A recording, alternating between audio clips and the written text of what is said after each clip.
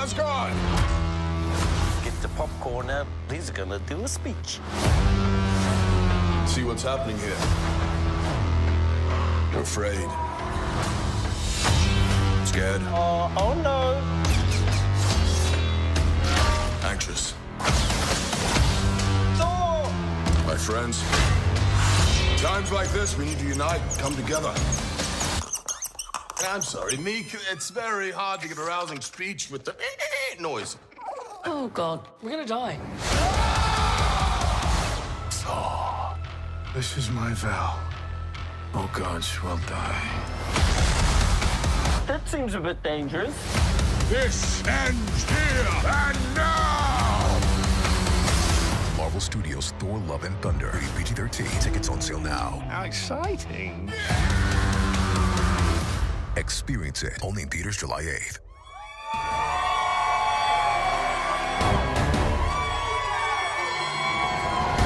Welcome to the red carpet world premiere of Marvel Studios' Thor: Love and Thunder, live in Hollywood.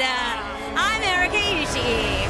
What's up, Marvel Universe? I'm Anthony Carboni, and I am so excited to be here with you, Erica, in Hollywood, California, in the center of it all, where in just a few minutes, we are going to be joined by the cast, crew, and creators of Thor: Love and Thunder. And we are already joined here by the best fans in the world, the Marvel fans. Make some noise for Asgard! Oh, they're looking so good. Let me ask you something, all you Thors and Star-Lords and Lokis out there. How you doing in this balmy 90-degree weather? And for all the Dr. Jane Fosters and the Valkyries, how you doing, ladies? Let me tell you something. These fans are out here in the heat, hanging out because they are the best fans in the universe, and they are just as excited as we are for this movie. Let me tell you something, Erica Ishii, and I think you already know this about me, and I think it's the same for you. Thor Ragnarok changed my life. It's our favorite. It changed my life. This movie is so amazing, and I am so excited to see where Thor goes from here and where this entire cast and crew goes from here. It's going to be very, very exciting. That's right. And for those of you who are joining us at home, you can catch us live at marvel.com/Thor premiere. You're on it. Yeah, that's it. Marvel's YouTube and Twitch pages and Marvel's social channels. That's right. And if you want to join us, if you want to join in on the action here and talk to us live on the live stream, remember you can tag @ThorOfficial and @Marvel on Instagram. On Facebook, you want to be on @Marvel and @Thor, and on TikTok @Marvel, and of course, everywhere you want to be using the hashtag Thor Love and Thunder. We're going to be watching that one all show long, and you may see what you're saying pop up on the screen. Wow. Look at all the Mjolnirs. Mighty crowd of mighty Marvel fans. You know who else is mighty? Is it Tamara? It is Tamara Krinsky over on stage. Tamara Krinsky. Tamara, how's it going down there? Hello. Hey, Erica. Hey, Anthony. I'm Tamara Krinsky, and I am right smack dab here in the middle of the red carpet for the world premiere of Marvel Studios' Thor: Love and Thunder. And this is an amazing spot because shortly, right behind me, the cast and the filmmakers are going to be making their way down the carpet to head inside the theater to see this film for the very first time. So we're going to talk to the cast, we're going to talk to filmmakers, and I'm actually really excited to talk to some of the folks behind the scenes who are responsible for putting together this crazy cosmic adventure. And not only that, it's a Marvel carpet, right? We are live, so anything can happen. And we're going to have folks from the larger Marvel Cinematic Universe who will be talking to about their thoughts on Thor and their favorite Asgardians. Now, something that you guys who have watched these live streams before know, a lot of times you will see stuff happening over my shoulder on the carpet that I don't even know is happening because I'm focusing on the person I'm talking to. So we definitely want to know what you're seeing. So definitely use that hashtag, Thor, Love and Thunder, and let us know what you love, because honestly, this carpet is just full of love tonight. Erica, Anthony, what are you guys looking forward to?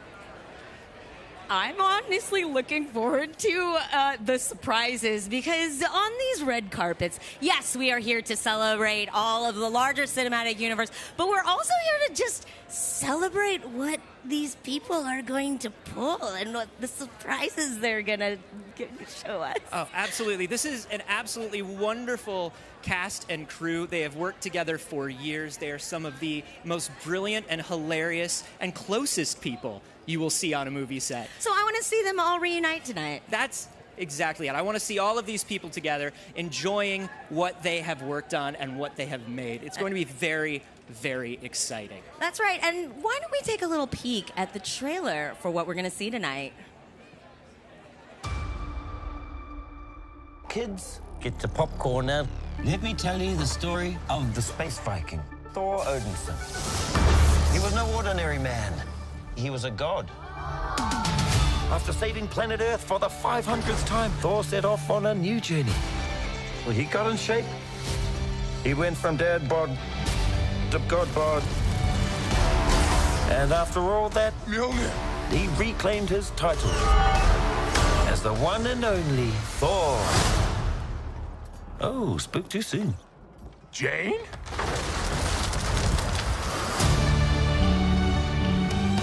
The old ex-girlfriend. What's it been, like 3, 4 years? 8 years, 7 months, and 6 days, give or take. Am I, sensing feelings? Well, you're right.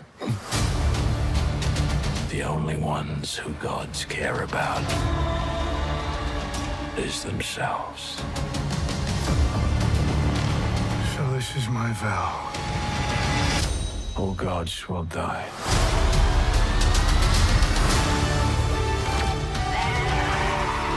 I just want to say that was very, very impressive what you did back there. He's just my first bad guy. You never forget your first.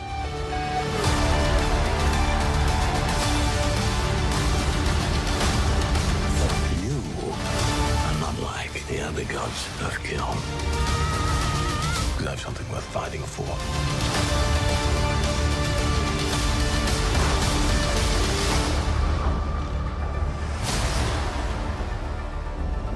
Let's see who you are. I take off your disguise. And flick. Oh, you flipped too hard, damn it! Should we help him? And eventually, grape.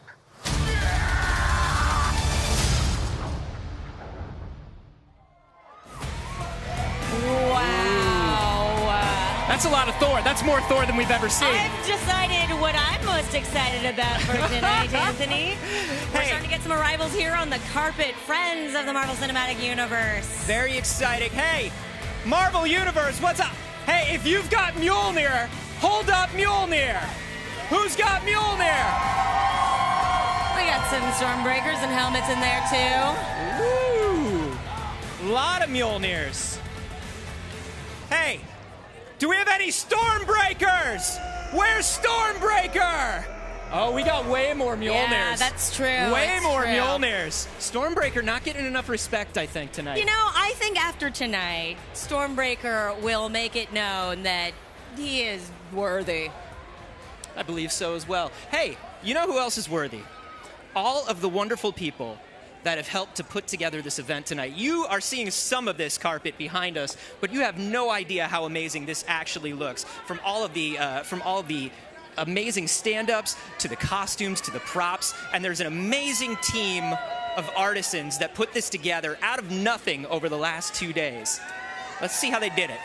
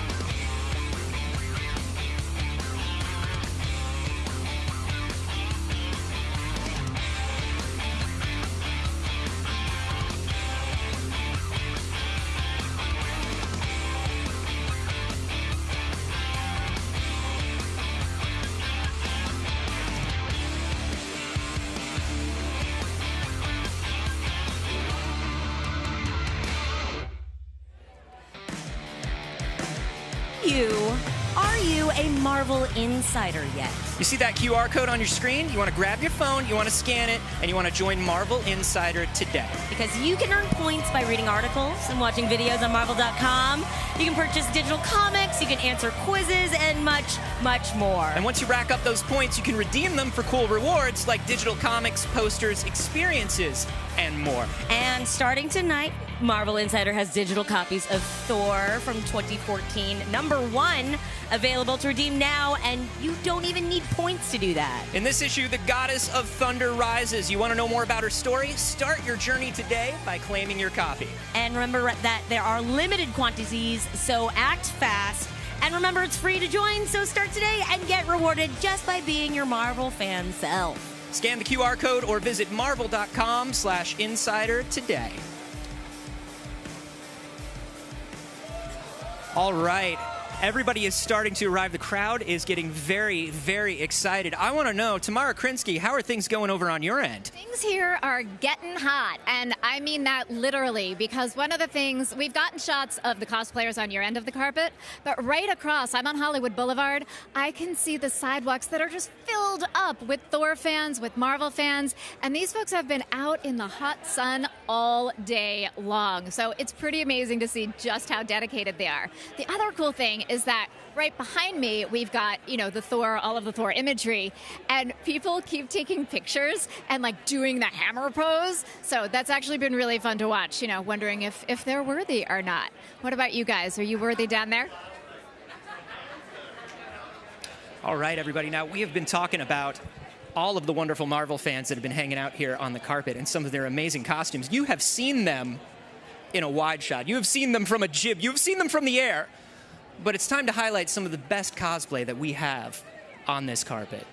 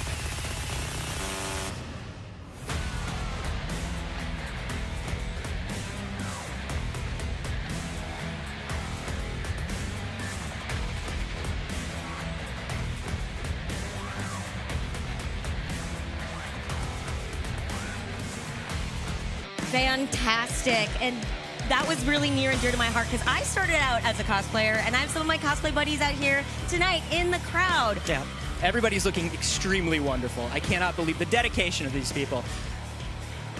But hello. Hello, everyone. But hello to you. Hello, Jamie Alexander. How are you? I am. Last time I checked.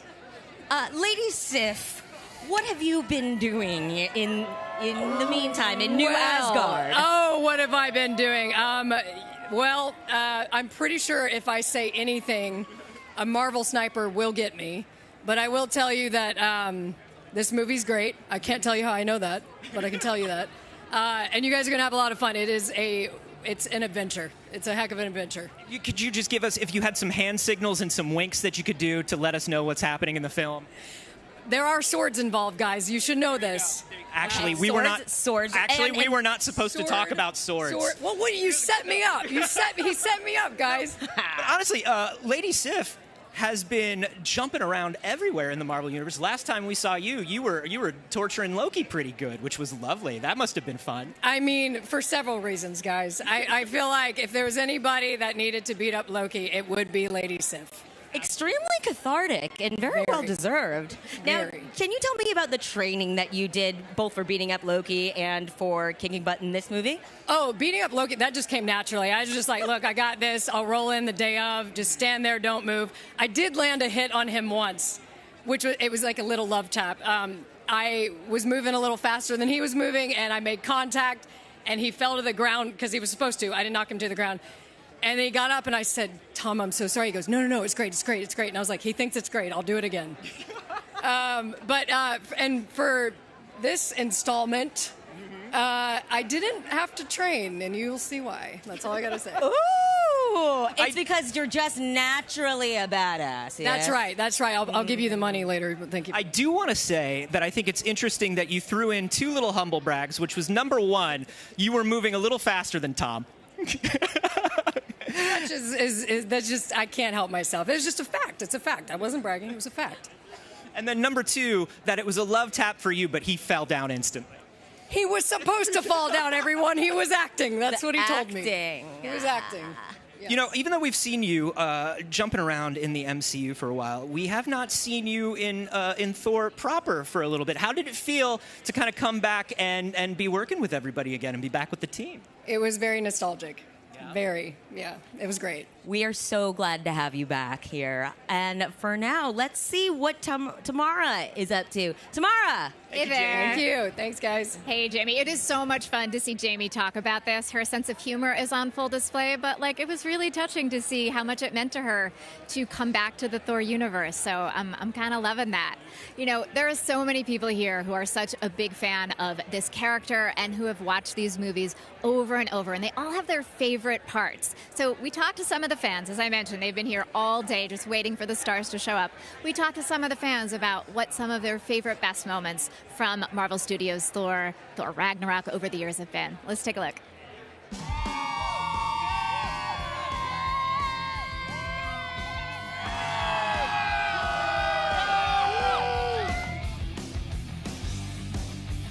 I'm going to have to say my favorite Thor moment in the MCU is going to be the Infinity War when he came down and he said, "Bring me Thanos." When he was about to fight the Hulk and he was all, "Yeah, that's my friend from work." I still laugh every time I watch that one.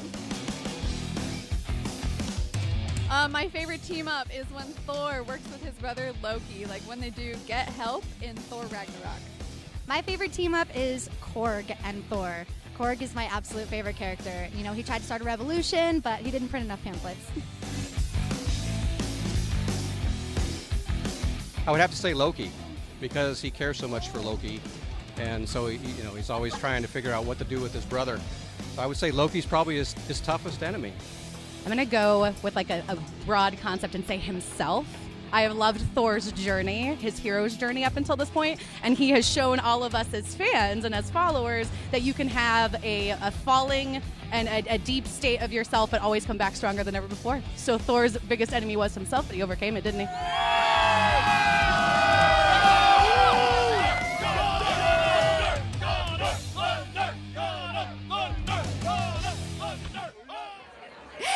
I am here with Leah McHugh, who many of you know as Sprite from Marvel Studios' The Eternals. Welcome to the red carpet. I'm so excited to be here. Thor is my favorite superhero out of everyone. You can watch all my interviews, that's all I say.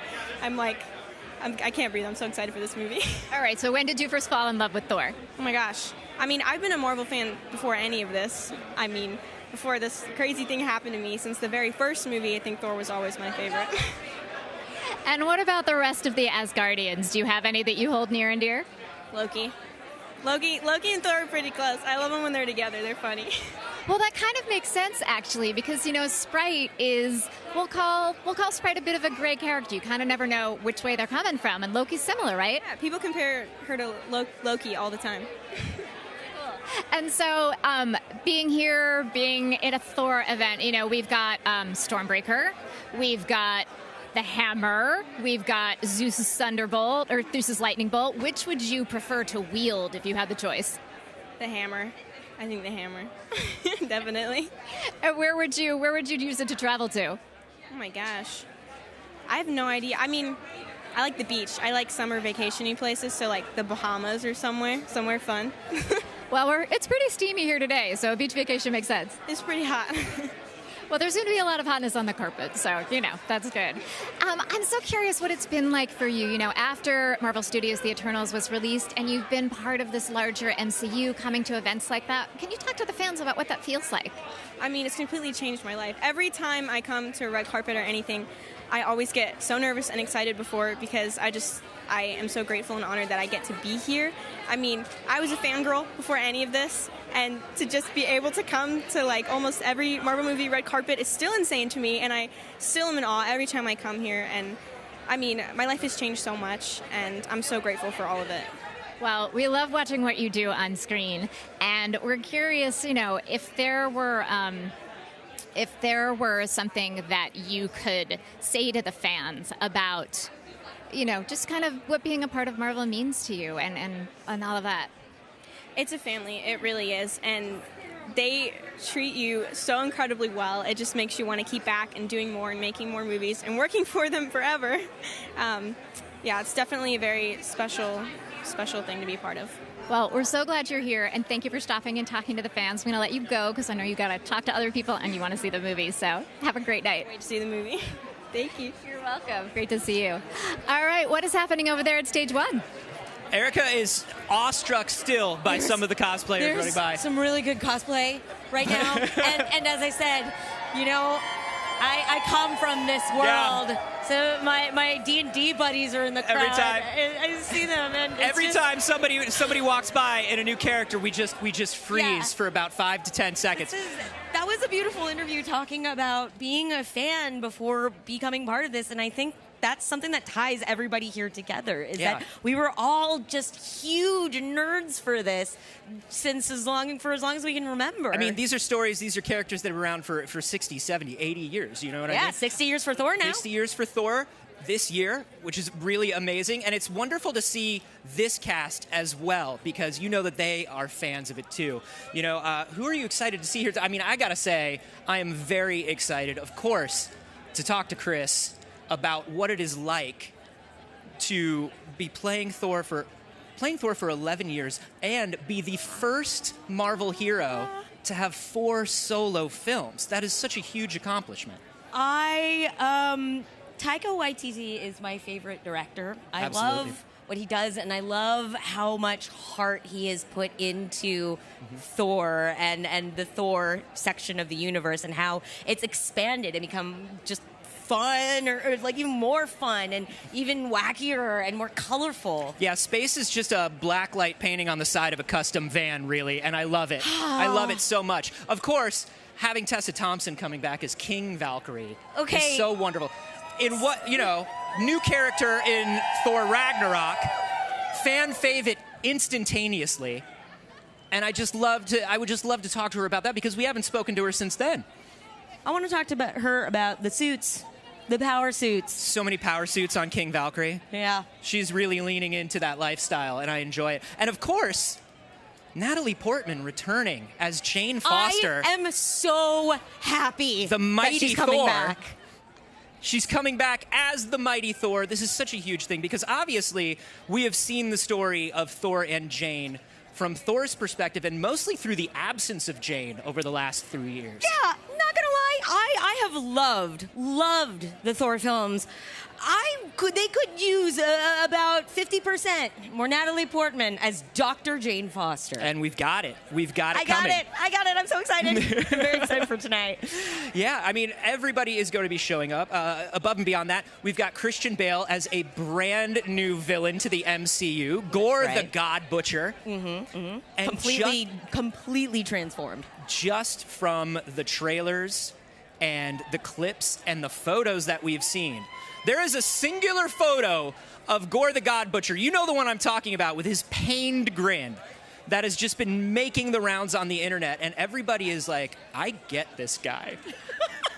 This is me when, is what people are saying. That's the thing about every single enemy in the Marvel Cinematic Universe is there's a little part of you that's like, oh, I love them, though. Yes. Maybe they're right a little bit. Absolutely. And I'm looking forward to see what you do with a character with a name like Gore the God Butcher and how you add that depth to it. So very exciting stuff. We have, of course, more from Tamara Krinsky over on our other stage. Tamara, how you doing? I am great because I am here with Kieran Dyer. We were just talking about the fact that he is new to the Marvel Cinematic Universe, but he's been watching these premieres for years, right?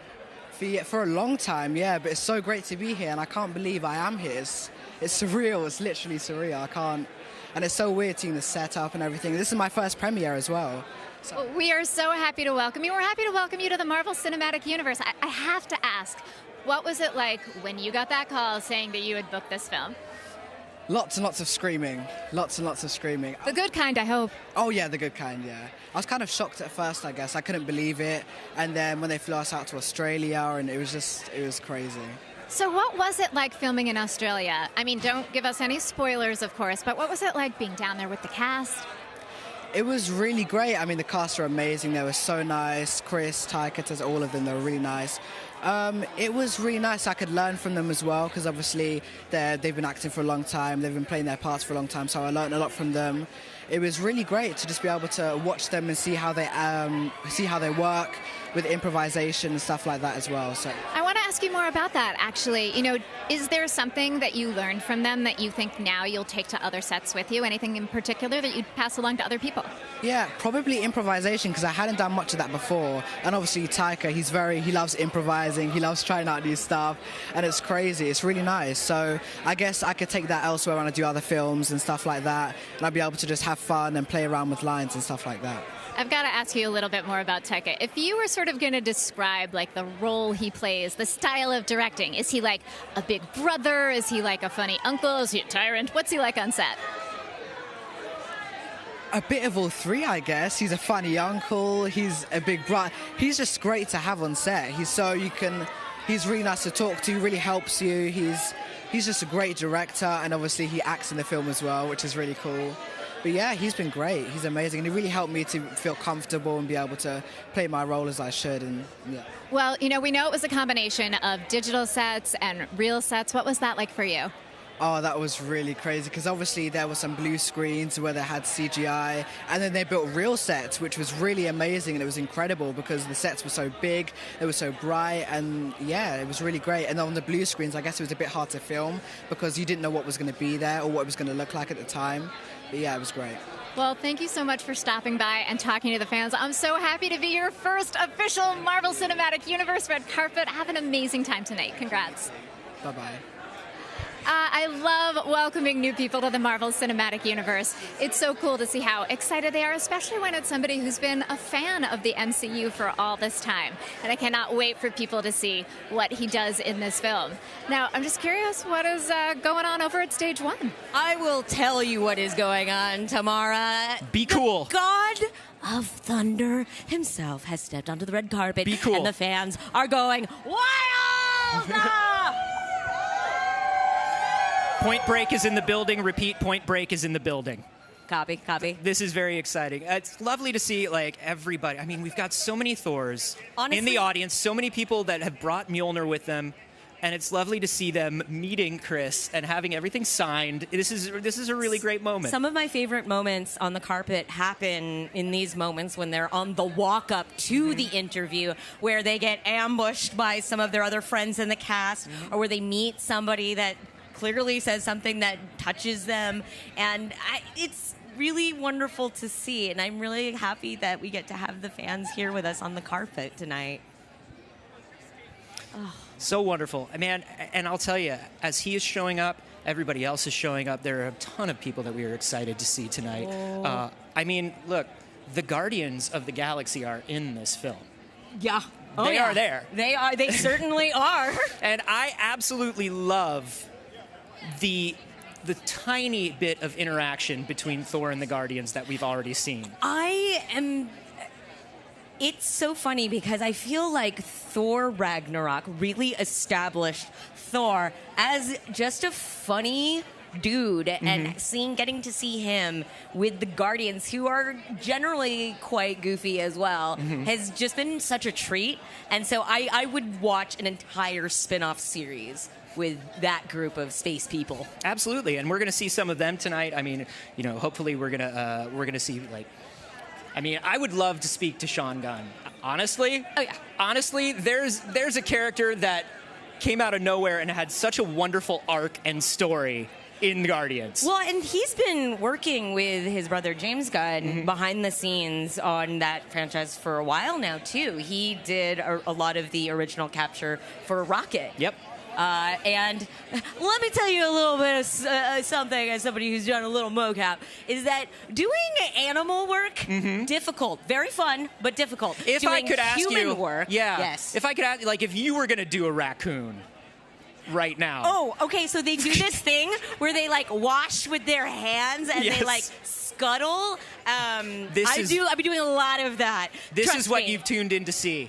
This is what the Marvel fans want. Panda fan. My trash panda fam is something that I've studied very closely. And so I can say with authority that Sean Gunn's raccoon moves, aces. Aces. Obviously, one of the things that we want to see is some more of this Thor and Star-Lord interaction, because here are two guys that are mostly ego, that are mostly wisecracking, that mostly think of themselves as the one in charge. Yes. And it's very lovely to see, just in that 15 seconds we saw, the power struggle between the two of them. Who's captain on that ship? Exactly. You suppose.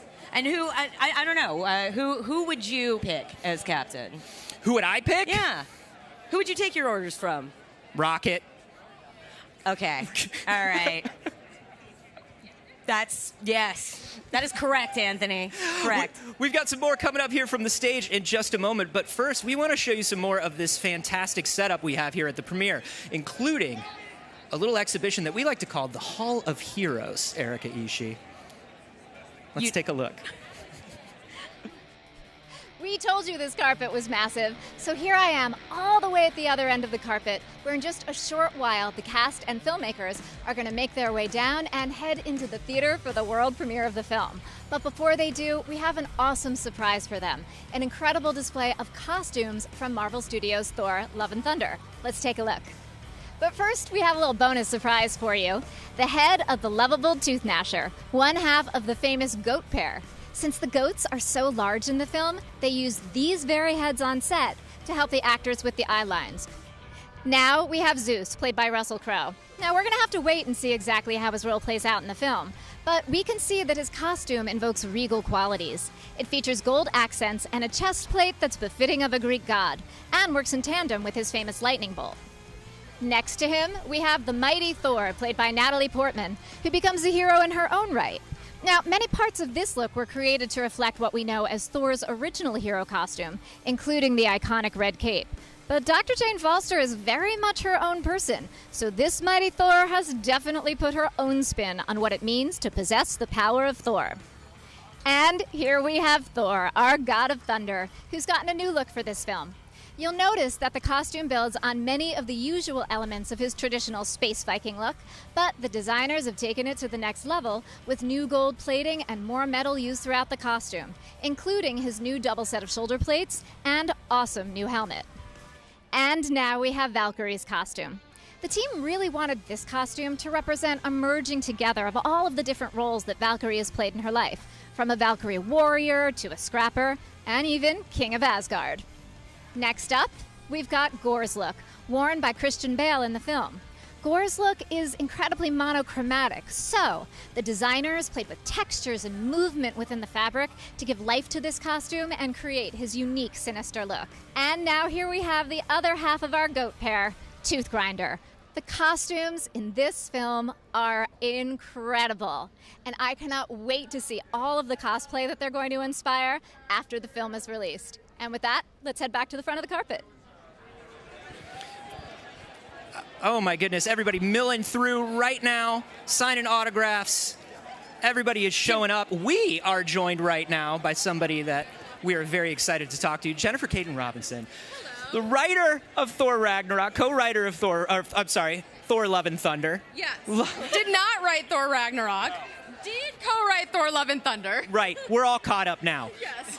So you can tell us almost exactly nothing about this. Yeah, I can tell you nothing. I can tell you Thor is in it. Yeah. The mighty Thor is in it. Valkyrie is in it. Mm-hmm. Gore is in it. Mm-hmm. And that's it? But here's what you can tell us. you can tell us, previous to this, you worked as a consulting producer on Hawkeye, and that was your first entry into the MCU.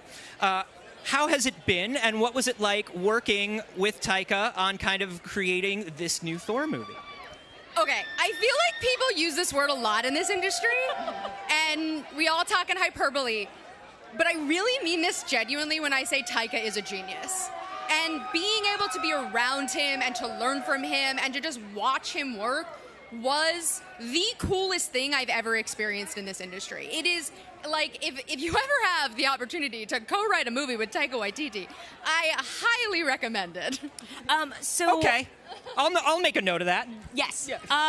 So he also famously does a lot of improvisation. Were there moments that the cast found or that he found that you went, oh, I got to expand on that? Yeah, I mean, it was such a living kind of document the entire time, the script, and it was like we would have something and then we would get there in the morning and then we would change it and then 10 minutes later we would change it, and it was just like it kept evolving, and it was such a collaboration between myself, Tyco, the actors, Brian Chapek, our producer, like everybody involved, Brad Winterbaum, like Kevin, everybody involved really has a piece of this film in such a special way because Tyco fosters an environment where everybody has a voice. That's so wonderful. And I am so excited for people to see this movie, Jennifer, because I think it is so funny and so sweet and so wonderful.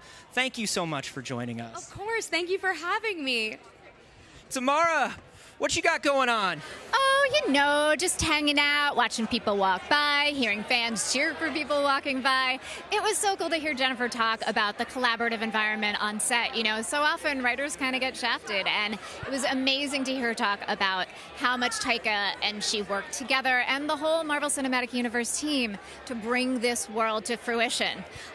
There's so many new elements that we get to see in this film, as well as places that we get to revisit, and knitting that all together is really, really challenging. It took a huge creative team to do that, and the fact that they all work so closely together, they've involved new technology together. There's a new thing that they've used in this film called the Volume. It's new technology, which is a complete 360 digital set. So instead of actors being on a green screen or a blue screen and having to just kind of imagine what's going on around them, they're actually surrounded by their environment, and they get to see it in real time. The light reflects off of their faces in real time. It's pretty amazing. And then they take that and they combine that with incredible practical sets that they build. And it creates just a seamless whole that's really incredible to see. And, for the actors, they've talked about the fact that the combination of these production sets where they get to walk on real cobblestones in places like New Asgard, combined with the digital piece of the Volume, allows them just to imagine things in entirely different ways. And for the first time, they don't have to necessarily talk to a tennis ball on the top of a pole when they're trying to imagine something, or they can actually, sit on set and look out and see the sunset that they're talking with. So it's pretty incredible when you think about how far advances have come when it comes to creating all of these worlds that amazing comic book artists and writers have imagined and been able to draw. And now film technology has caught up to that, and Marvel Studios is so good at putting that together and putting things on screen. So who are you guys talking to right now? What do you have coming up? What are you seeing over there? So we are. Oh, sorry. No, please. Excuse me, after sir. you. We are here with Mr. Christian Bale, who plays Gore the God Butcher.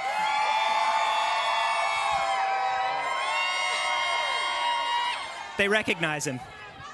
So how does it feel to join the MCU? It's been a lot of bloody fun. Yeah, some good people. I'm in very good company. I gotta ask, a character with the name like Gore the God Butcher, I feel like I hear that, I know exactly what Gore the God Butcher is about. How do you bring some more depth and nuance to that? Is that something that you talked with Tyco about? Because he's a guy that butchers gods, right? Yeah, his name is self-explanatory, isn't it? And, he is a butcher. But Tyco, he's a surprising gentleman. He's crazy talented, and he manages to have great irony and comedy. But it's also very moving, this film, and that's where the whole kind of nuances that you're talking about come into play in this film. See, he was just doing that thing that we have to do where we just talked around something. But I get what you're saying. I heard from people on the set. I mean, Tessa and Chris, they said, we really enjoyed working with Christian, but we were almost kind of terrified to talk to him when he was done up as Gore. He was almost too frightening to speak to when he was on set. It was a little creepy. I like, obviously, I looked at Nosferatu as an influence, and also I love Aphex Twin videos, Come to Daddy, that, right? Now, you can't do that full on and still have it be a family-friendly film. People would be running for the exits. But believe me, we did shoot that. And then, I gave Tyco lots of choices there, but I don't blame him. He was a creepy fellow to be around. And then on top of that, I had these fangs, so I couldn't really talk to anybody because every time I can't talk, so I just gave up. That's another thing, is you underwent a complete makeup transformation, and that happened every single day. What was it like having to sit in the chair for all of that? Did it get easier? You got to go to a Zen place. I've done it a few times in my career. I kind of didn't realize I was going to do it on this one, actually, but the special effects makeup artists, Adam Johansson and Carla and Emily, they are as responsible as I am for creating this character. And I had a great time. They were wonderful characters, and it was a nice little transition into the weirdness of Gore each and every morning. That transition was not only makeup and hair and costume, but movement and speech as well. Can you talk us through a little bit of that process? Yeah, you don't really know what you're going to do until you're looking in the mirror, especially with something with that much prosthetics. And, that we had planned the whole dance that Tyco and I had planned. We didn't get to shoot it again. That'll be for another film. But a whole Gore dance, and so with a lot of his movements and styles. And I had to teach that to my wonderful stunt doubles as well, who adopted this movement very well. I love that. We were robbed, everyone. We were robbed. So much of it was because I was having to deal with these very long acrylic nails, which hats off to anyone who has to deal with acrylic nails. I couldn't do anything all day with them. But I love how much you find the enjoyment in this. I mean, you obviously have to, but it comes through so much in the performance and in the character of Gore. I was just overjoyed every time you were on screen. It was so much fun to watch Gore doing his thing. You're obviously a very sick man. Yes! Be overjoyed to watch a god butcher doing his butchering. That's between me and my counselor, but yeah, you're not too far off. But that's the thing, though, is that I was saying this earlier, that every enemy in the MCU, there's a grain of truth in what they say, and they have a lot of their supporters. How do you feel like there was something with Gore that would make everybody go, he's kind of right? Well, I mean, let's make no mistake. He is a butcher. He is a monster. But, yeah, there might be something that you see where you go, I'm a little conflicted here. You might just find a little bit of understanding in him. We look forward to getting to know and understand him more. Thank you so much for talking with us, Mr. Bale. Christian Bale, everybody! Tamara, how you doing? I am doing great because I am here with Sean Gunn, a.k.a. Kraglin. How are you doing? I'm doing awesome. I couldn't be better, I guess. I'm very happy to be here. Well, you were just saying that it's cool to come here because you're seeing so many friends on the carpet. Is there anyone in particular you're reuniting with or seeing? I haven't seen, the Guardians, we just wrapped Guardians 3, a handful of weeks ago. So I've seen them a little more recently. But some of the other people, Chris and Tyka and Tessa, I haven't seen them since we shot the movie. So it'll be great to see everybody and to see the movie. I know, that's the fun part of this. You're going to finally see it in a theater with people. Wait, I have to ask you what it was like working with Tyka, because obviously you and James have worked together a lot on the Guardians. Yes. So what's it like being under someone else? Tyka is just amazing. He's a force of nature, and I kind of couldn't believe how fun his set is. It's very much... he's very chill and kind of anything goes, and it's a great situation to sort of let loose and let your best self come out. He's very different from my brother. My brother's very different from the Russos. The Russos are very different from Tyka. All directors are different, and I love that. That's what makes movies unique, right? And yet you get to bring Kraglin to all of them. So I am curious, what is the one thing that Kraglin you kind of keep consistent for each time we see him? Well, for Kraglin, I'm always aware that Kraglin is on quite a journey from the first movie to the second movie to now what we're going to see in Thor, and then there's a lot. I don't want.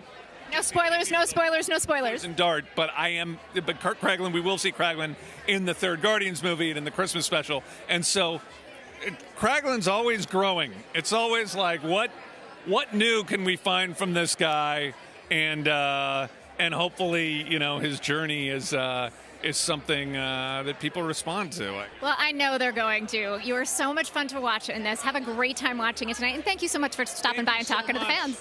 I hope everybody loves the movie. Thanks for having me. This is the best. Thank you so much. Thank you. Appreciate Bye. And that is Sean Gunn. It's so great to see people here. It's so great to have this incredible mix of Guardians and Asgardians. And now we're going to go to stage one to see what's happening over there. Oh, I'll tell you what's happening over here. We're joined by the God of Thunder, Chris Hemsworth. Thank you very much. Thank you. Thank you very much. Chris, I got to ask you, you're kind of a fitness guy. You've got an app. You try to stay in okay shape. What was it like for you to know that the internet was talking more about Natalie's biceps than yours this time around? I was glad. I trained her. Really? Yeah, that was all my doing. You did that. Can you her commitment and my motivation and teaching, yeah. So when she comes up, if we're to ask her, how did you get into shape? I wouldn't ask her that. No. Let's just keep that between us. Okay. She doesn't like to talk too much about it, so do you I guess. have some advice for other aspiring Thors in terms of fitness? Well, we see a lot of them on the carpet over here. They're doing fantastic. They're in better shape than I am. They're looking great. They don't need any help from me. I have to ask, though, what it was like. I mean, obviously, we've been hearing a lot about the story of Jane and Thor from Thor's perspective, mostly through ghosted, unanswered calls and voicemails and things like that. What was it like, not just to have Jane come back, but to have Natalie come back for this one?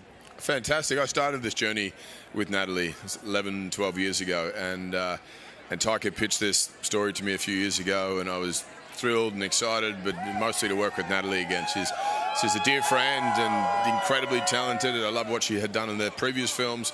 But she and all of us were excited to see a different side of the character, and that's what we have in this film, which is really, really cool. Yeah, and talking about that journey, you are now the first actor, the first Marvel hero to have 4 solo films. That's kind of crazy, huh? That's cool, yeah. That's exciting and humbling, and I don't know if they're trying to usher me out to the finish line quickly and get on with it, but either way, I'll take it. And they sit you down and they're like, now, Chris, everybody else did 3, so... That's right. Will we squeeze one more out of you? Sure.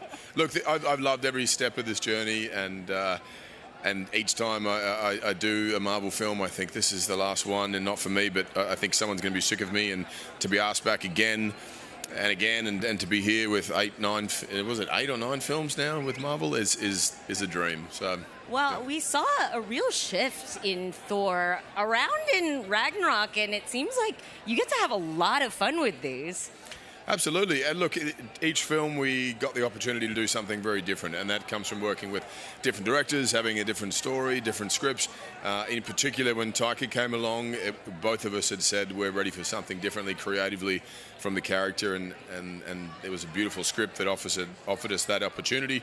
But he is a master at sort of misdirection, and just when you think you have a grasp on what's happening, he'll change it and give you something else, and that's what makes there's a sort of unpredictable nature to his storytelling across all of his films. But in my experience with the Marvel films that we've done together has just been unlike anything else I've done.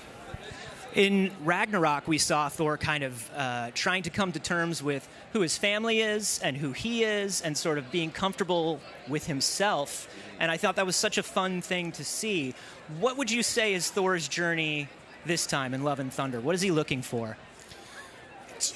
Without giving too much away, it's a journey of self-discovery. There's obviously a love story in there. I think Tyco wanted to make a romantic comedy set in space, and it's that, and it's crazy and wild and unique and different, and yeah, as I said, as to speak to the journey of the character, you'll have to tune in and see. Well, we cannot wait to see it. We cannot wait for everybody else to see it. Chris Hemsworth, thank you so much for joining us. Thank you very much. Thank you very much for having me. Excited for you all to see it. Have a great night. You too. Take care. Thank you so much. Oh my goodness. So much happening. Wow. We're going to go kick it over to Tamara. Tamara, how are you doing? I'm good. I just have to say, it is so much fun to watch all of the actors just try and dance around answering our questions and yet not really being able to say anything because they've all been trained so well to avoid spoilers. But I have to say, I love listening to Chris Hemsworth talk about the journey of Thor. I mean, this is a character who over time has been through so much. I mean, he's lost his mom, his dad, his brother, his home planet, his realm, and he's trying to figure out his place in the world. And I love the fact that this is 4 for Thor. I kind of want to start that chant, 4 for Thor, 4 for Thor, 4 for Thor. But there's actually a story that he's told in interviews about being on the set of Ultron and hearing folks talk about Marvel Studios' Captain America Civil War, and he wasn't in it, so he kind of thought that he was done. And I'm so glad that we got a 4th Thor movie because it's just amazing to watch him on this journey. What's happening on your stage right now? Right now, we have the mighty Thor herself, Natalie Portman, everyone! Oh, Natalie, welcome back to the MCU. Thank you so much. I'm so happy to be here. I, for one, am so glad to have another lady superhero, but also another lady in STEM in the Marvel Cinematic Universe. I agree. I'm so happy to be back. I feel so lucky to be back with this crew. Now, when Tyco pitched this storyline to you, what was your reaction? I was so excited to get the chance to work with Chris and Tessa again. I worked with Tessa not on a Thor movie, but on Annihilation before, so I was so thrilled to get the opportunity to get to be with them again and to work with Tyco for the first time, who's just such an extraordinary talent. Were you able to improvise a lot? It was a learning process for sure. I definitely have renewed respect for it, seeing what Tyco and Chris and Tessa are able to come up with on the fly among the many incredible people who are in this. It was a joy every day to get to watch. It seems like it's just a group of people that really trusts each other, really loves to collaborate with each other, really loves to listen and work with each other, which is lovely to see. I think everyone was really having a good time, and you can tell when you watch it, it's a party. I want to talk about the moment at San Diego Comic-Con in 2019 when you came out and Taika Waititi got on his knees and presented Mjolnir to you. How did it feel for you in that moment? It was surreal. I mean, Taika is wonderful at knowing how to make everything a real moment and finding humor in and spontaneity in every gesture. So it was really fun and exciting to get to come out to the world that way. And speaking of moments, one thing that we had talked about with Chris just now is that we have heard the story of Jane and Thor from Thor's perspective for so long, and it's been so interesting to see. What are we going to see from Jane's perspective? What is Jane feeling, and what has Jane been up to? We almost got watch and find out. Dang it. But yes, that is an exciting question to ponder. I love it. And then finally, how does it feel to know? Hemsworth is just so proud of how fit he is.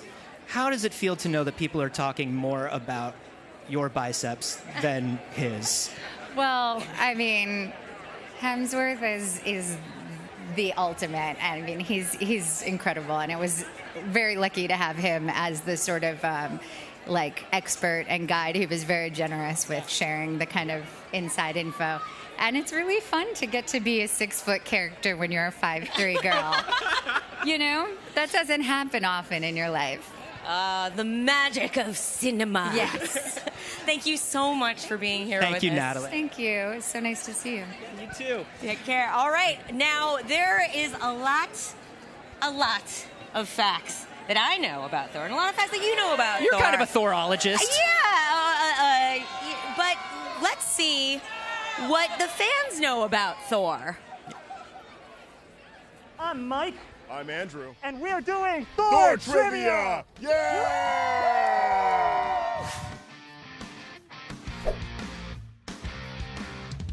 All right, Thor, Avengers, Thor: The Dark World, Avengers: Age of Ultron. Then it's also Thor Ragnarok, and also We got Thor, we got the Avengers, we got the Avengers Age of Ultron, we got Thor Ragnarok, we got Avengers Infinity War, we got Endgame, and now we've got Thor Love and Thunder. it is Vision, Thor, Odin, Jane Foster, and Captain America. And yeah, that's all of them, right? It is Thor, it is Odin, it is Captain America, it is Jane Foster, and that's about it. Hela, Loki, Odin. We have Thor, of course, and then Heimdall, and I'm out of time. There's Odin, there's Frigga, there's Thor, there's Sif, there's Hogun, there's Fandral, there's Valkyrie. I just beat a god! I just beat a god! Victory for the humans!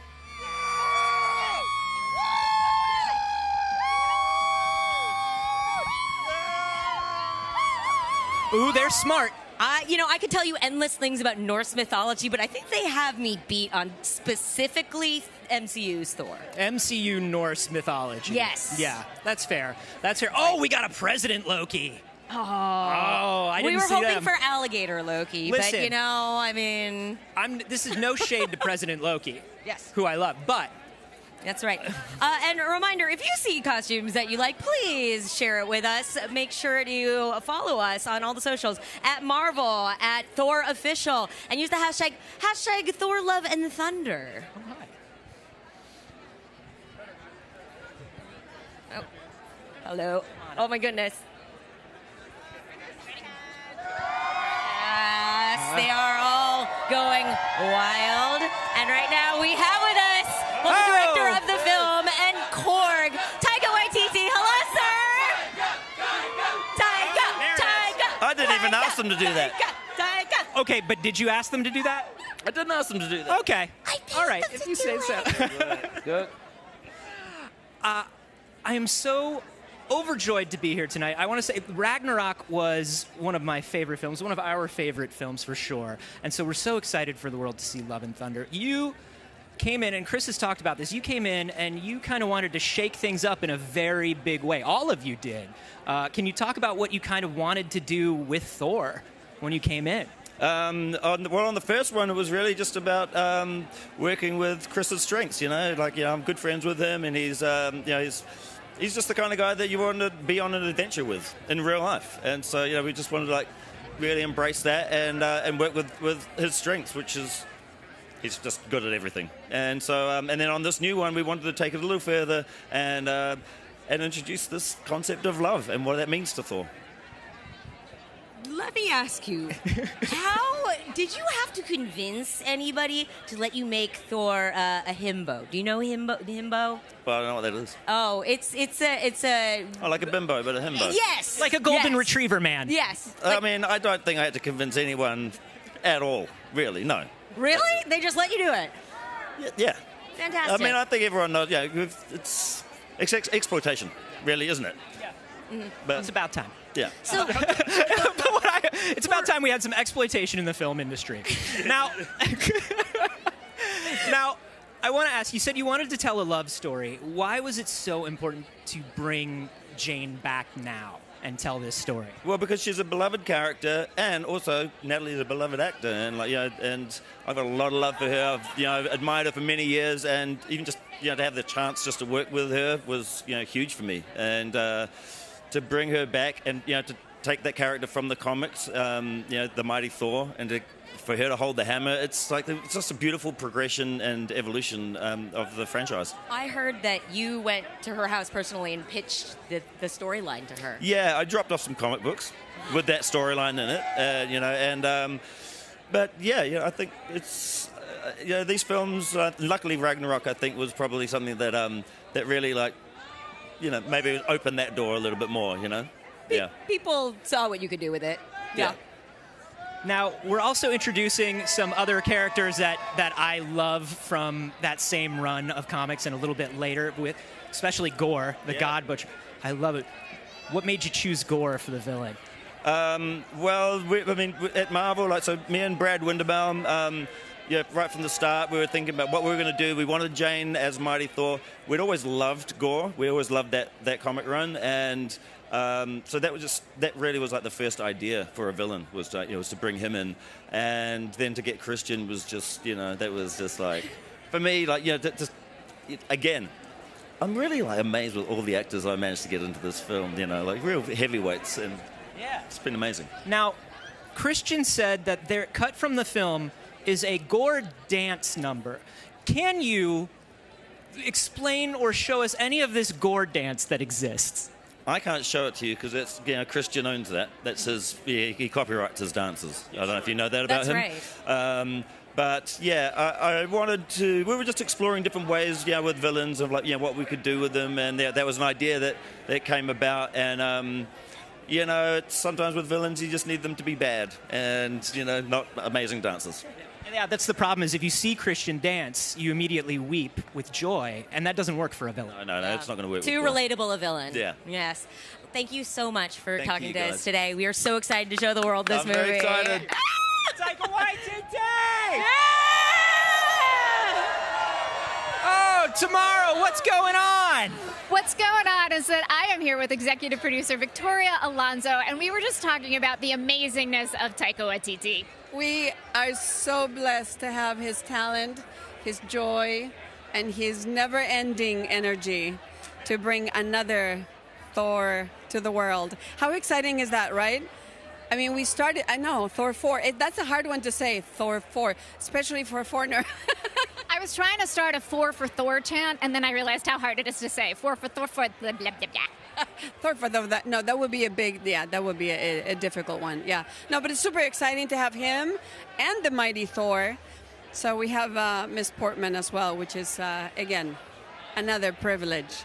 I have to ask you about the origin story of how you all decided that this was the right time for the mighty Thor and bringing in this story from the comics.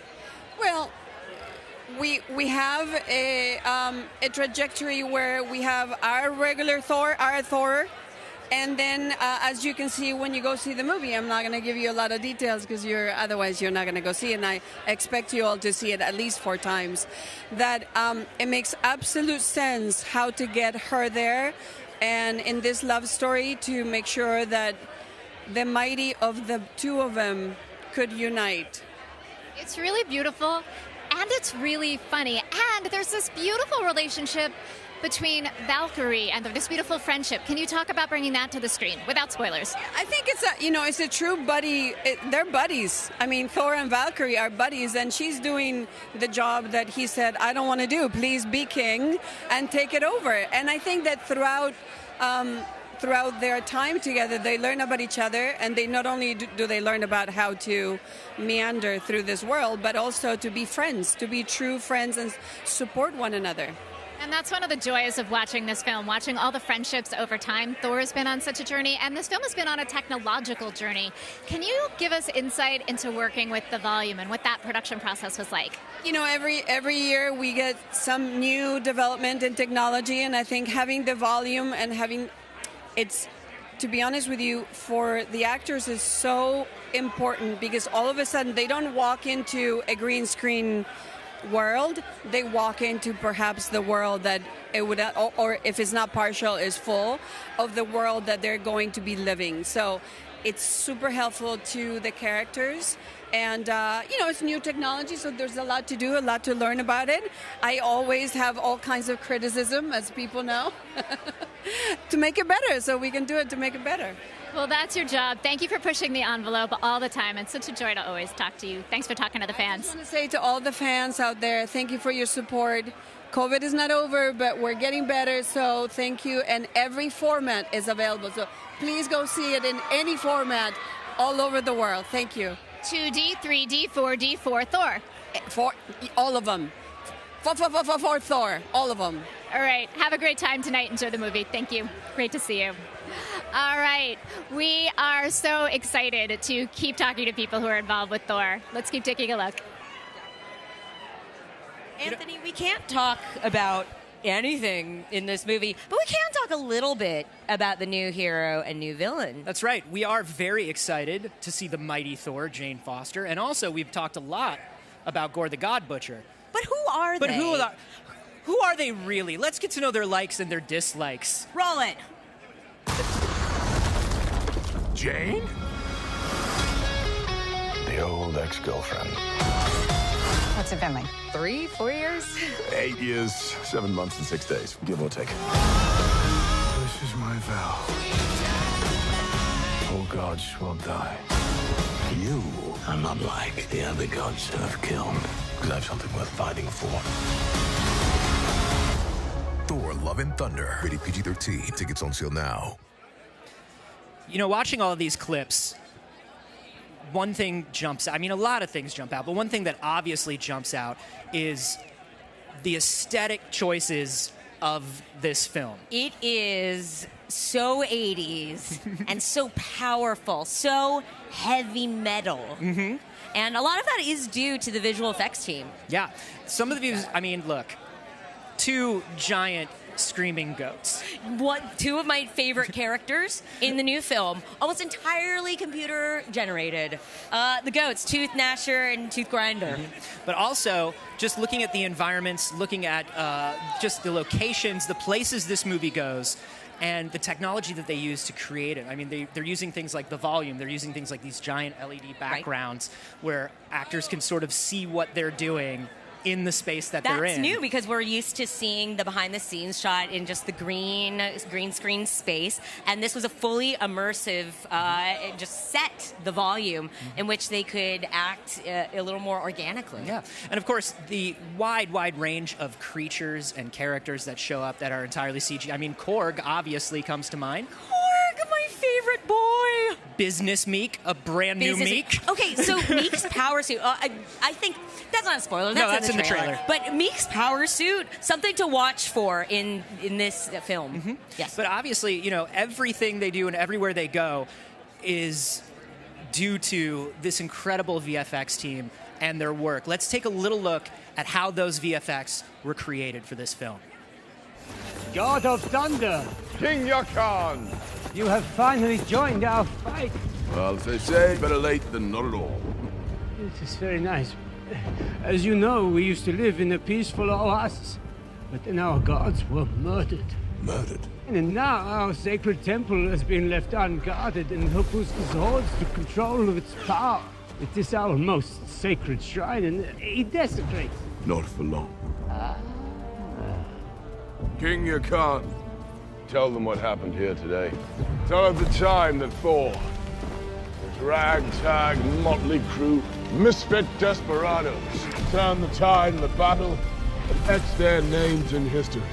The odds may be against us, but I'll tell you this for free. Here it comes. This ends here and now! Oh!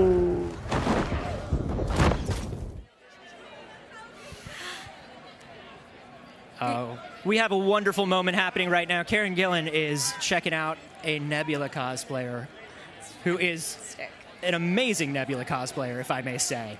I will never get over the interactions of the fans and their beautiful work, getting to meet the people who embody those characters on screen, and vice versa. Speaking of which, here is Karen Gillan right now. Oh, hi, that's Welcome. you. Welcome. We just saw that Nebula cosplay. That was really cool. I've seen 2 Nebulas so far, and the makeups have been completely intricate and incredible. And I'm like, how are you doing that yourselves? It takes 2 people about 4 hours to do it to me. So I'm very impressed. Has that gotten a little easier over time? Yeah, it has actually. Yeah, it started off as about 5 hours on the first Guardians film, and now we have it down to about 3 hours, and it's just much more streamlined. Now, we saw about maybe, 15, 30 seconds of Thor and the Guardians interacting at the end of Endgame, and we kind of saw a little bit about what that interaction is going to be like. I know you can't say too much, but can you give us a general, what's the vibe between the Guardians and Thor? The vibe is really fun. I would say the vibe is bonkers. You know, Tyco, the director, has such a specific style and tone. It's completely bonkers. He has his own like brand of humor in a way, and so I think you're going to see the Guardians kind of plopped into that world and that sort of sense of humor. So you're going to see a more bonkers side of them, and yeah, it's going to be funny to see them interacting with each other. And it feels like, though, you know, between James and y'all and everything you've been doing on Guardians and everything Tyco and the team have been doing on Thor, space is just sort of like a bonkers, wacky place sometimes. I think it is. Yeah. And the weird thing is I've spent probably like I've spent years in space now at this point, so it's becoming really normal to me. It's more bonkers on Earth. Nebula is in some ways very much the straight man a lot of the time. Yeah. Yet you still manage to get those zingers in. Yeah, she's a very serious, she takes herself really seriously. And in that, I kind of find a lot of comedy because there's nothing more funny than someone who's like reacting really seriously to something when everyone's kind of finding the humor in it. And so in that sense, I kind of find her funny, even though she's very much like on the straighter side of things. She's an angry former sadist. She's so angry. She's an angry woman. Time. You know, and then, you know, not to stifle that emotional expression because it's good for women to be angry sometimes. If she's angry, she should be angry. Yeah. Tell us a little bit how things went on Guardians 3. Was everything cool? I know you can't talk about that either, but can you just let us know a little bit about how it went and how you're feeling about it? It was such an amazing experience. I loved working on that movie so much. I'm like about to burst. I loved it. It was so good. I just loved where the character went. I loved working with James again. I'm so glad that he was back with us, and it was like the family got reunited, and I think we've taken it to a whole new level this time. And you know, there might be maybe a feeling of closing out a chapter of sorts. And so it was a little bit bittersweet in a sense, but I think everybody is kind of like just upped it for this one. Did it feel kind of different? How was it for you to have Nebula be a full-fledged part of the crew and just be able to kind of be on that side of things where you get to be a little bit more like wacky and chummy with the other characters? I was really excited to be like, am I a fully fledged Guardian now? Yes, I think I am. And I was like, I did not think that was going to happen from the first time I played the character in the first film. So to get to actually really be part of the team and kind of, just feel a part of it in that way was an honor. And did you and Sean have to eat at a different lunch table until Guardians 3, and now you get to eat at the big lunch table with the cool kids? Is that how it worked? Okay, so not literally, but metaphorically, yes. Well, we are glad to have you at the cool kids table now. Thank you. Thank you so much for talking with us, Karen. Thank you so much. Karen Gillan, thank you so much. Tamara, what you got going on? Who you with? Oh my gosh, there is so much going on down here. So Christian Bale just walked by. Chris Hemsworth just walked by. And I have to say, like, that's okay. No, you're all good. Christian Bale, you can bump into me anytime you want to. That was our Gore. And as I was saying, Chris Hemsworth just walked by. He stopped by. He said hello. I said, thank you so much. We've chatted with you. You chatted with my friends Erica and Anthony. He was like, I know, but I just wanted to stop by and say hello. Ridiculously charming, the essence of movie star. But I mean, okay, I don't know if you all heard that. That was the fans screaming. I'm not sure who they're screaming for. Oh, no, they're seeing Chris Hemsworth. They're waving at him. They're screaming for him. It's so exciting here. There's so much going on. And I loved watching that interview with Karen Gillan. She is a fellow member of the Ginger Club, and she's so, so funny. So it was great to hear her talk with you guys about the cool kids table and what's going on. The other thing that's really cool is seeing all of the executives greet each other. And, you know, they've all worked so hard on this movie. And so to hear Luis D'Esposito talk about the fact that this is actually the night that makes him the most nervous. You know, he's seen the film already a bunch of times through the production process, but the night that they birth it to fans, I love the fact that all of these executives, all of these filmmakers care just as much as we do about delivering a fantastic movie for the fans. It's pretty amazing. And you see that heart on screen. You see that artisanship. You see all the care that they put into it. So it's really fun to see it all manifesting here as they greet each other. And right now we've got Chris, we've got Christian over there talking to folks. And it's great to see all of this happening and feel all of this incredible energy. What's happening over at your stage? I didn't go. I watched the live stream. I wasn't there. We We are here on the stage with the man, the myth, the legend, Kevin Feige. Hello. Kevin Feige, did you see Tamara Krinsky steal Christian Bale's wallet? Did you see that happen? No, that sounds like thievery to me. He brushed up against her real quick, and it was gone like that. Wow. Oh, Tamara, sticky fingers Krinsky. Have the police is at it been again. called? Well, you know, this is a self-contained environment, so we have jurisdiction here. Okay. Well, with that crane, you sure do. That was big snitch energy, though, Anthony. I'm sorry.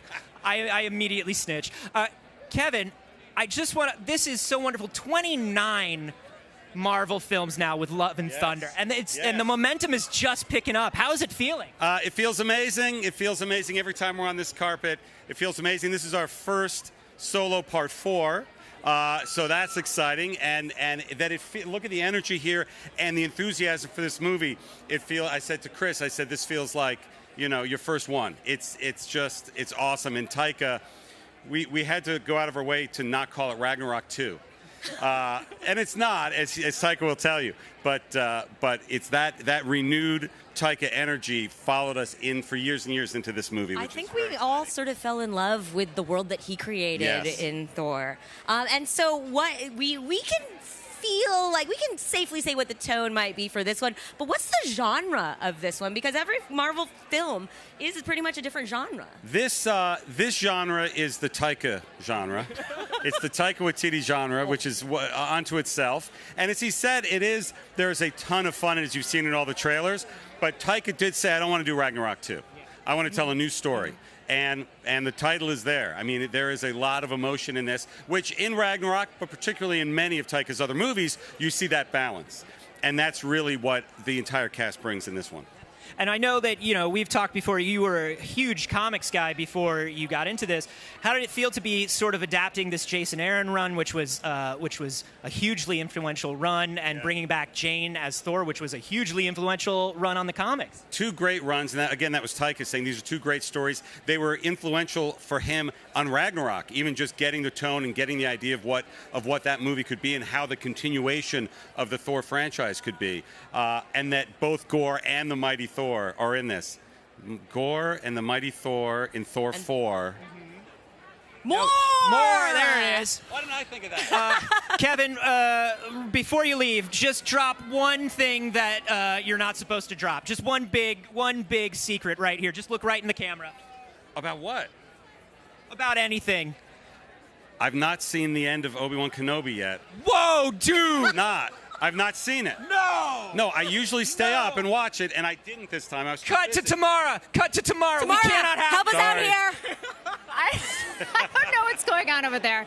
Brad Winterbaum and I are over here talking about Marvel Studios' Miss Marvel and how much we love it, and we're from Jersey. Yeah, exactly. When you're from that part of the world, it's like going home when you watch that show. It's incredible. It really is. I mean, I have to say, is it giving anything? I mean, it's aired, so I can say hearing the Bon Jovi music in it. Oh my God! I know, it's incredible. The music, the score, everything about that show is amazing. Yeah, it's near and dear to my heart for sure. So, you're not just involved in Disney Plus shows, which we'll get back to in a minute. You're also very, very involved in this movie. So, tell us about what made it special for you and what you're excited for audiences to see. Well, Thor is obviously near and dear to my heart. Tyco and I worked on Ragnarok together. That was such a labor of love. And now we're excited to bring Love and Thunder to the world, which is a completely different story, but it's so amazing and surprising in so many ways. So I have to ask, too, as a filmmaker, Marvel has really earned the trust of audiences over the years, and with this movie, you get to do some absolutely wacky things. I mean, we have a space boat pulled by goats. What are the meetings like with Tyco? What's he like in a meeting? Working with Tyco is like working with a big kid, and it's like it reminds me, honestly, if I had to put it like in terms that I could understand, it's like going to your friend's house and they've got like the best toys in the world, and you just sit on the basement floor and do the craziest, wackiest stuff with that toy box, and every day is like it's like just using your imagination. It's really inspiring to work with them. Oh my gosh, it sounds amazing. Well, I'm going to ask you one last question, then I know you've got to get inside. I do have to ask about Disney Plus. What are you excited for folks to see next? Disney Plus is so exciting because you get to explore so many different stories. and push at new frontiers of who gets to tell those stories and what the subject of those stories are. And it's really amazing what's coming down the pipe. Well, thank you so much for taking the time to talk to the Marvel fans. They love getting behind the scenes, and have a great time tonight. Thank you so much. Valkyrie! Valkyrie! And that is King Valkyrie That's to right. all of us. That's right. We're here with Tessa Thompson, King Valkyrie of New Asgard. Hi. Hello. Tessa. How's Valkyrie doing with the position of king? Because I feel like she's loving all of the power suits very much, but the rest of it may not be for her. The power itself, maybe no. No, she's into the suits. She loves musical theater, which is why she's wearing a Phantom of the Opera sweatshirt. She loves being on Earth.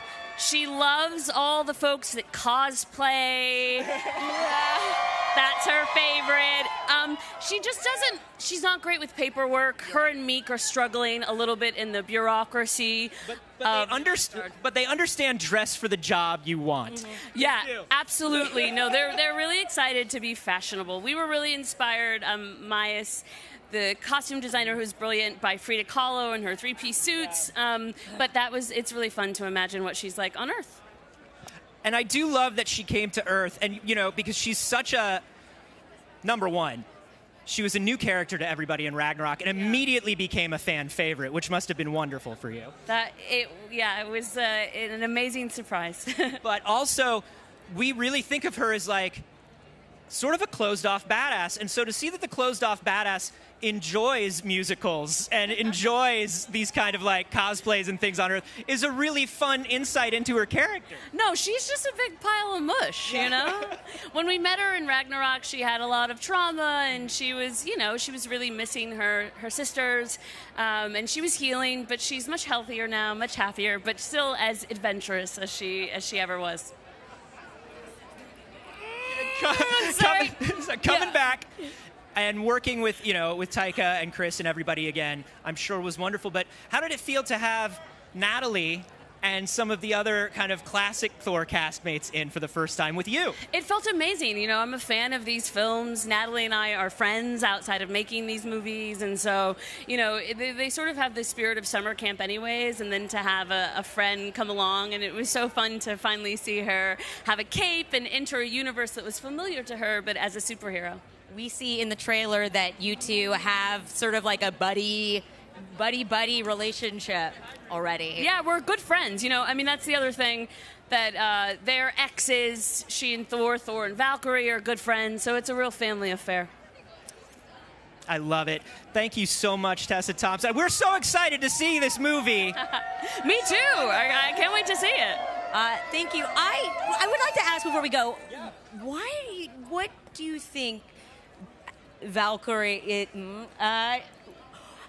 can do it. I can do this. No, you can do it. How is Valkyrie important in the cinematic universe? Why is her story important? Yeah, why? The fans can tell me. Why is Valkyrie important? Badass. I guess she's a badass. Yeah. All right. Thank you so much, Tessa. Thanks so much for having me. Tamara, what's going on with you? Hello, hello, hello. I promised you folks from the larger Marvel Cinematic Universe, and I'm here with Joe Russo. Hi, how are ya? I'm good. How are you feeling tonight being here, not having to worry about your movie? I love it. There's zero pressure on me, and there's all the pressure on Tyco. So, I'm here to support everybody. I love everyone involved in this film.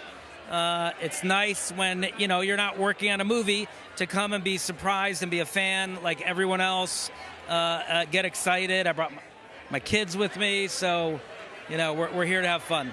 I love that. And I love the fact that, speaking of family, the Marvel group of directors really does seem like you've got this familial, collaborative thing going on. Can you talk about what your relationships are like together? Because you work with characters over different movies together. For sure. This is a group that has spent a lot of time together over the last decade, collaborating with each other, building out this mosaic of stories.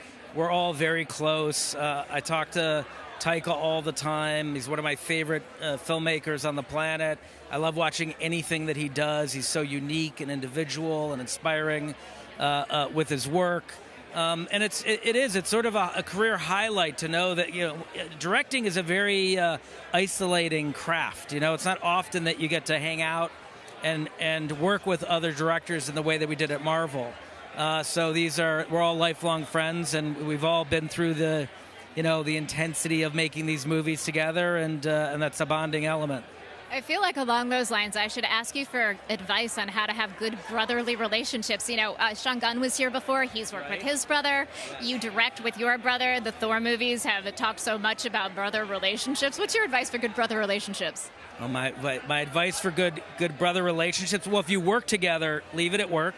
Never take it home, But family's everything. It really is. Like, my brother and I would have never made it through those movies, 4 films and 7 years, back-to-back Avengers movies, without each other. We really wouldn't have. And we would have made it through without the collaboration of everyone else. So, Marvel really is a family. It really is a very strong, close-knit community where everybody is very supportive of each other, helps each other through really large, difficult projects. And so my advice is, be kind and work hard. And my last question for you, that's great advice. My last question for you is, you've had the really unique experience of directing actors who play characters that were originated in other films that you've had to bring into your film. How do you do that as a director? Remain true, yet still put your stamp on them? We love that. I mean, it's interesting to take elements that are pre-existing and put them together in ways that are surprising or different. That's another great thing about Marvel is that, everyone can express themselves in their own way. We direct very differently than Tyco directs, very differently than Ryan or James directs, and so we're all bringing something very different to this giant collaboration. I think that's what makes it exciting for the fans, and that's what keeps the movies surprising. Well, thank you so much for showing up. This movie is called Love and Thunder, and it's great to see you bring in so much love to the Marvel Cinematic family. I'm ready for some Love and Thunder. Get in there. Thank you. Appreciate it. Good to see you. Thank you. It's incredible. All that it takes to bring an entire universe together. Yeah, and we talked about some of the source material and some of the inspirations for these films, including Thor: Love and Thunder, one of which is the Mighty Thor, and one of which is Thor 2012 or 2014, which was Jason Aaron. That's right. And we talked about how Thor is 60 years old this year, starting with Journey into Mystery. Happy birthday. Happy birthday. Thor. And if you want to read all of these stories, if you want to dig deeper into the Marvel Universe, you can find 30,000 comics on Marvel Unlimited app. Let's take a look. Welcome to Marvel Unlimited. Explore the Marvel Universe. The characters you know. The stories you love. All for a low price. All in one place. All at your fingertips. This is Marvel Unlimited.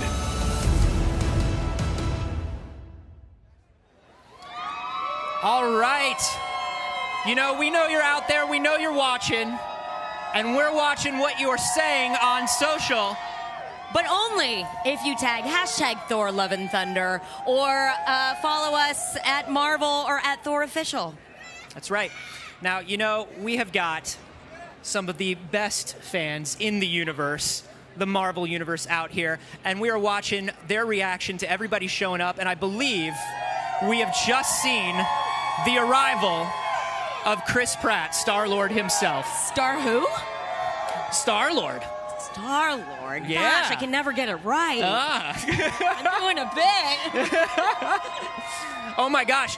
I just saw, did you see the mocap Korg costume? I did. That's my favorite costume. Somebody is dressed as Tyco doing mocap for Korg. He has the goats with him. I love can we that. cut to a shot Yeah, of that? there we just saw him. Korg, CG Korg with the goats.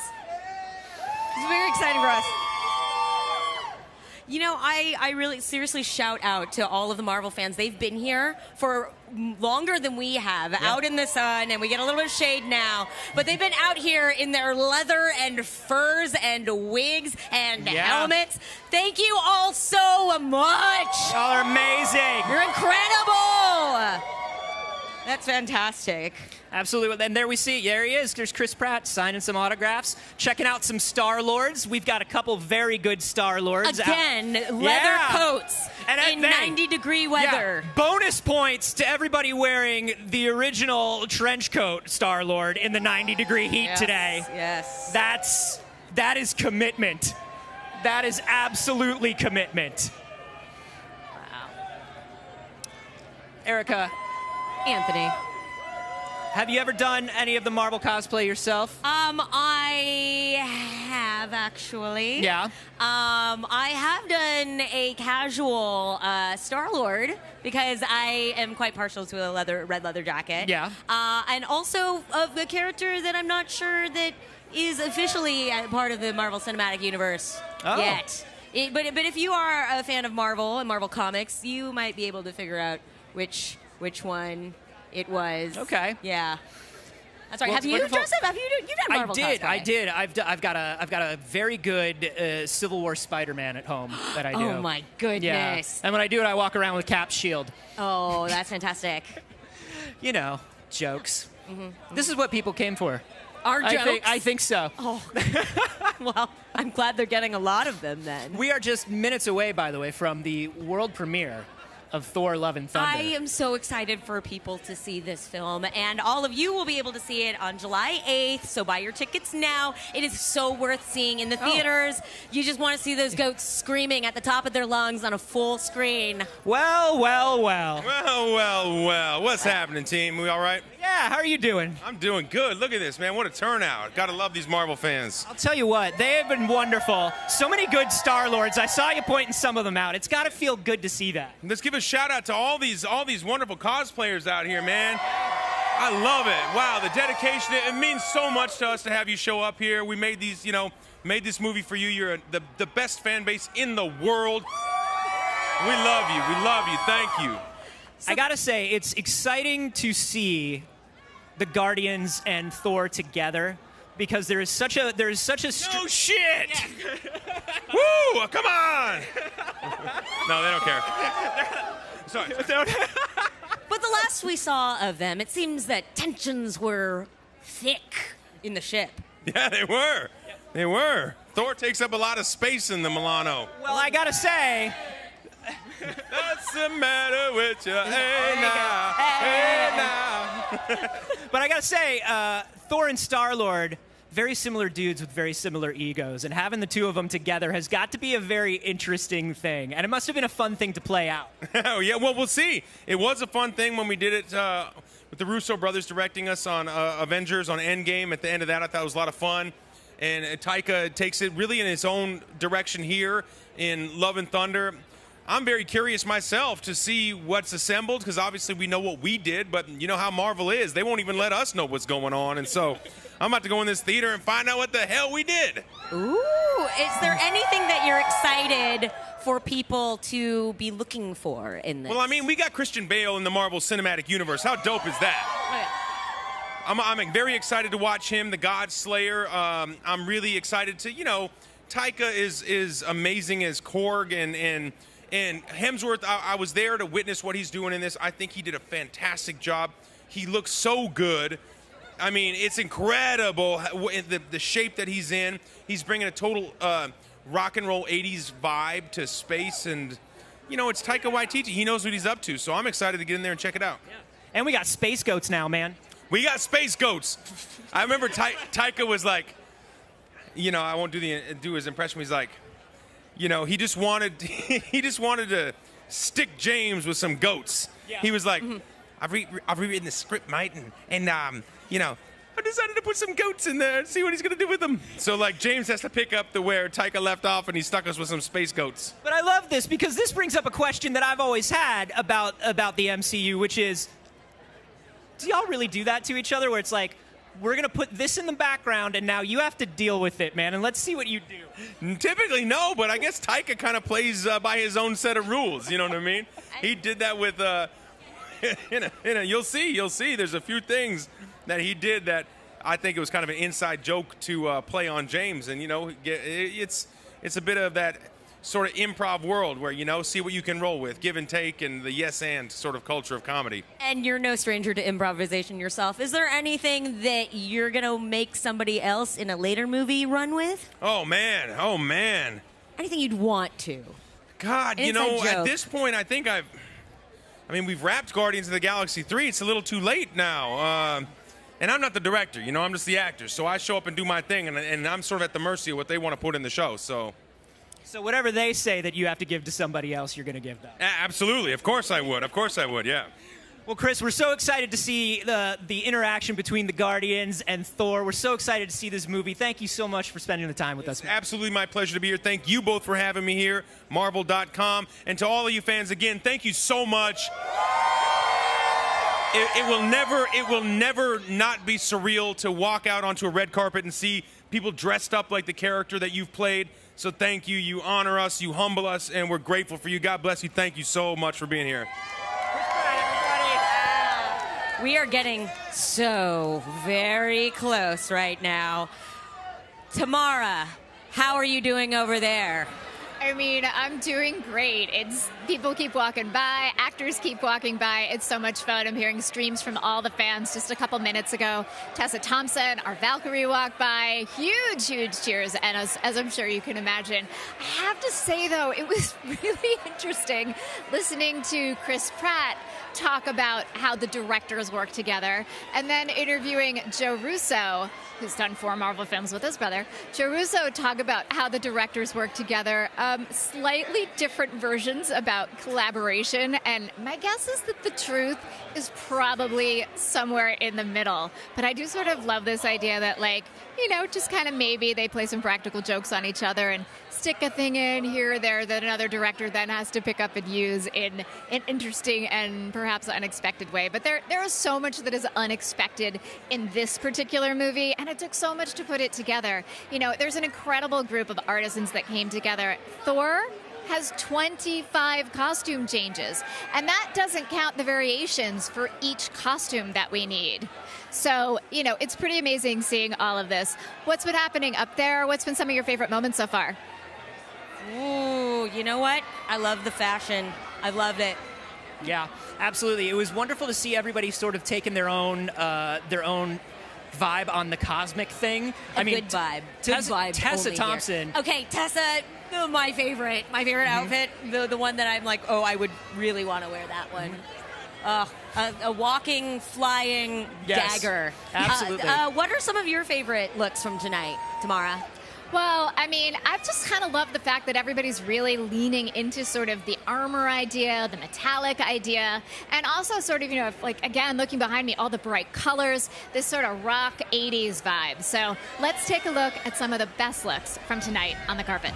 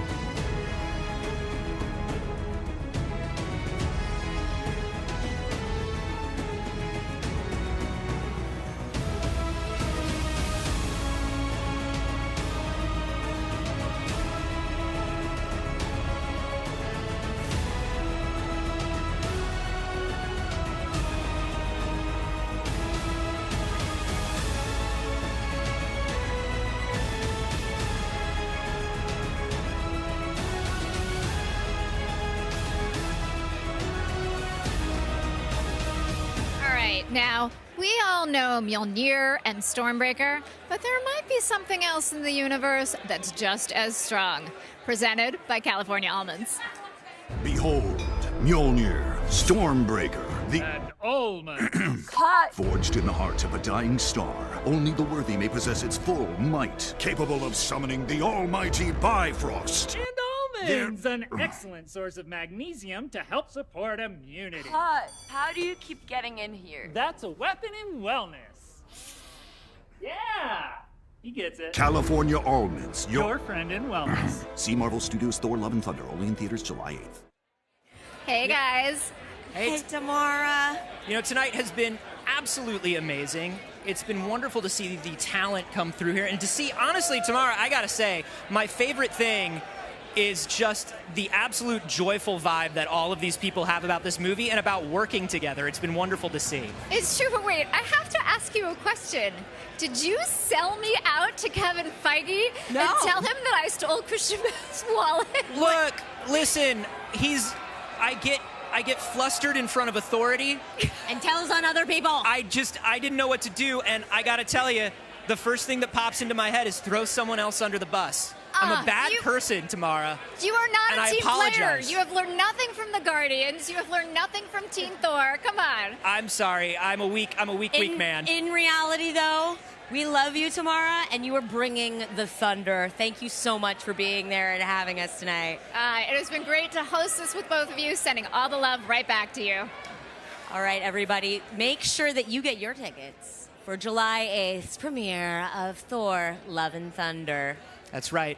It's going to be amazing. Thank you all for joining us. It has been absolutely wonderful. Thank you to the fans. Thank you to the cast and crew that have joined us here tonight. We're gonna see a little sneaky peek of tonight. And Anthony, thank you to you. Oh, thank you to you. Yeah. Okay. Regular handshake. Asgardian handshake. Hidden the snake that you didn't cannot see. trust. Ah! And then Asgardians. High one. Marvel, your universe. Who seeks to end us all. And putting together the greatest team ever. Are you packed? Yes. We've got Korg. He's my best friend. There's my ex-girlfriend, Jane. Valkyrie. This is the best day of my life! The Guardians. And giant goats. Oh, look at those. They are wonderful. Yes, they are. They also scream quite a lot.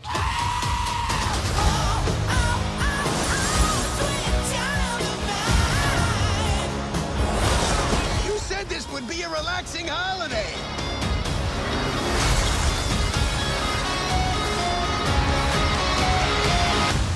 I said it was going to be like a relaxing holiday.